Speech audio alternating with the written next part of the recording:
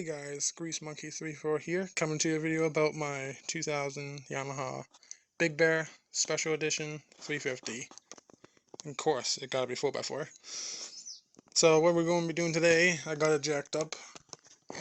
Something came in the mail finally, is my oil seal for the transfer case. Down here, because down here it is a little bit crusty. Yeah. I've been leaking around this edge. So we got this seal. We're going to be taking all this apart to get to it and replacing that. How fun. Okay guys, so what we're doing is undoing that nut down there on the drive shaft, and back here we have to take out the differential to get to the transfer case to pull it off. This is the only year where it can you're going to have to pull the whole thing off, mostly, to get to the transfer case and pull that off, to give you enough room to slide the drive shaft, yeah, you just can't slide the drive shaft out. Can't be simple, no it can't be. But yeah, we want to undo the brakes, the shock, the pivot bolts on both sides. Undo those. Oh, and the vent line, can't forget that. And then the whole thing pulls out, because it's on a U-joint inside here. There's like a bigger U-joint, it slides out. And then the transfer case, it holds on by, you can only get to it on this side, is 4 bolts hold the transfer case to the engine. So we can get this pulled back enough, or take it right out, and once you undo that nut, you leave the drive shaft in. You don't have to take it out. There's a separation point up in here. I don't know if you can see, but yeah. There's a separation point, but you don't want to touch that because, yeah. But you can't, they should have give you more room, like on the splines, on the drive shaft, so you can push, like you can undo that and push the whole drive shaft in, so you can take this apart to get to that seal. And then you can like pull the drive shaft back to put it back together. But yeah, that seal is looking pretty nasty in there. So I want to take some of this apart, just by like taking that apart, and yeah, and the whole thing comes apart. I already had this apart before a couple years ago. Okay guys, got the differential out. Super easy to pull out. There's a little drive shaft in there. You can pull it in and out. And this is the U-joint on the end. Yeah, so got the shock off and everything else off. So now we just gotta take those 4 bolts out. Not the little ones, but the bigger ones. And pull it off. Okay guys, once you get those 4 bolts out on there, and the cover plate off, you look like this. The transfer case will sit there, and yeah. So we just gotta loosen that bolt off a little bit more down there on the U-bolt, yeah. Now that you got the transfer case out, it just like falls out mostly. You want to keep the U-joint in one spot. Okay guys, so once you get your transfer case out, we're going to have to split it, which is a couple simple bolts all around. Got these guys and these longer ones to go around here. So when you got that out, you got to take this U-joint apart. There's little clips in there. Little small clips on the edges.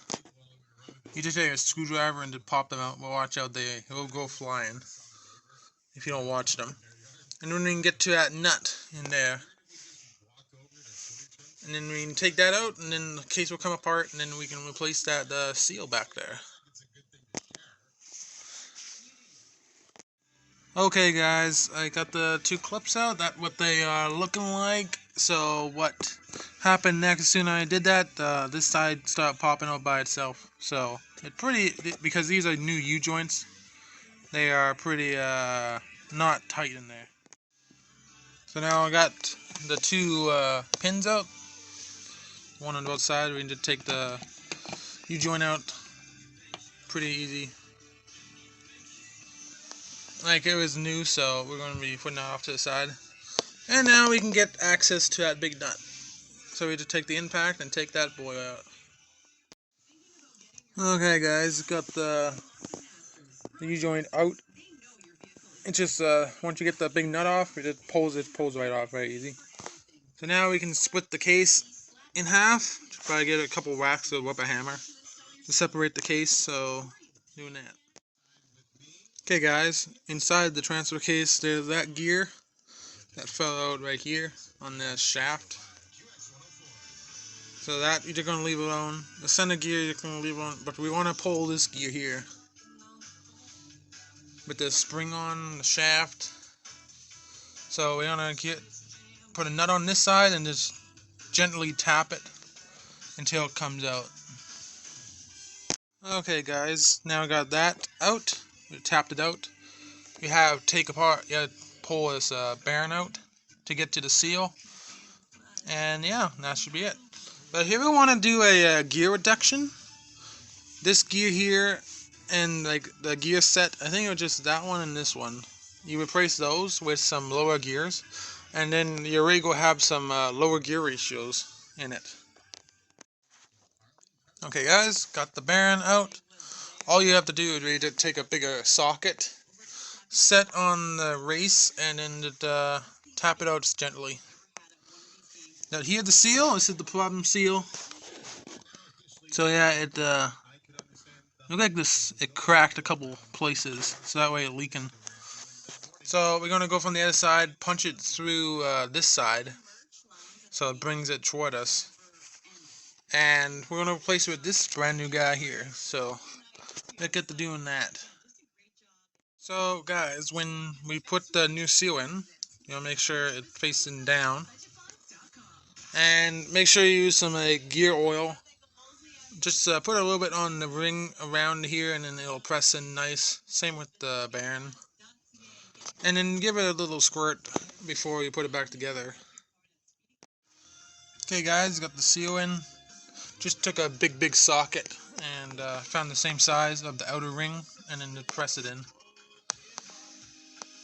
So now we're gonna put the shaft back in and the gears, and put a little bit of silicone on here. I know there wasn't no silicone, but I'm putting some. There was not even a seal on this case, so just to seal it from water 100%. Okay guys, got it in place, got some bolts in, and I put a little bit of silicone around the edges, just so in case any water decides to leak, if we're going any deep water, which we will.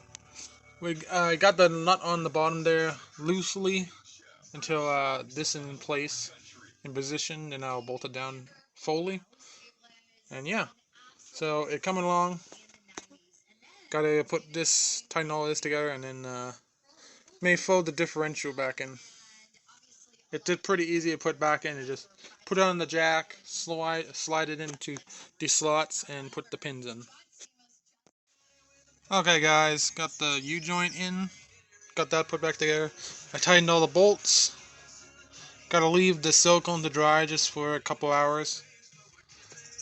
We should dump some oil in it after. Gotta remember to put oil in. Fill it up to, you take this nut off here, or the bolt. You put a funnel, fill it up to the line with 80-90 gear oil. And there we go, that filled up. And I'm going to do an oil change on this beast too, because why not? Okay guys, got the rear differential back in, got the brakes hooked up, the vent line, the shock. So I got all that hooked up, ready to put the tire back on. This is almost dry, so I can almost put some oil in it. Okay guys, got the tires on, and I did do a nice gear oil change in this thing. Or filled it up at least, because it would empty because I drained it. So now we're going to do the engine oil, which is a nice little plug up and under there. So we're going to take that out, drain the oil, and put some new oil in this beast. Okay guys, got it pulled outside, filled up on the oil and everything, so that everything works. I don't have a good battery for it, the little battery, so I'll just hooked up to a big one for now. It got power, so it should start. The start button is, the original one is gone, so like there's only this one. So let's see if it starts. Turn the fuel on and see how it goes.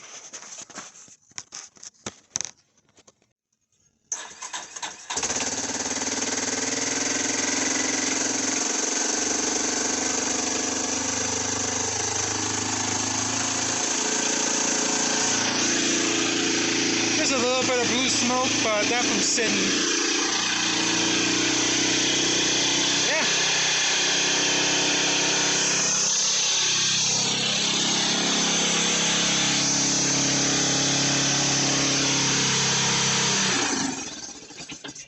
Oh, needed more choke, but yeah, she runs.